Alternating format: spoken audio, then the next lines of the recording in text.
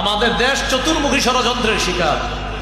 এর মধ্যে আবার নতুন করে আজকের যিনি প্রধান অতিথি মহতারাম শায়েখে চরমনায় হযরত মাওলানা মুফতি সৈয়দ মোহাম্মদ ফয়জুল করিম, ওনার ব্যাপারে কে নাকি মামলা করছে। মামলা কি? উনি বলছে শুধু কোরআন দিয়ে দেশ চলবে না, এটা বলছে উনি। মামলা করছে কারা জানেন? যারা শুধু কোরআন মানে হাদিস মানে না। কি বলছে? যারা শুধু কি মানে? কোরআন মানে হাদিস মানে না।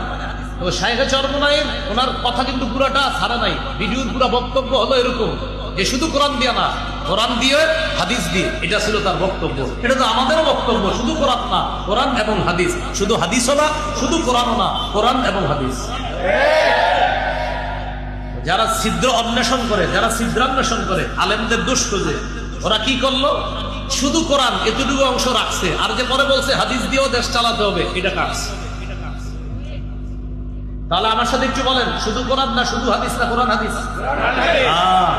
যারা হাদিস অস্বীকার করে, এটা ওদের একটা ষড়যন্ত্র। এই দেশে ওরা মানুষকে হাদিস বিদ্বেষী বানাইতে চায়, আমরা এটা হতে দিব না ইনশাআল্লাহ।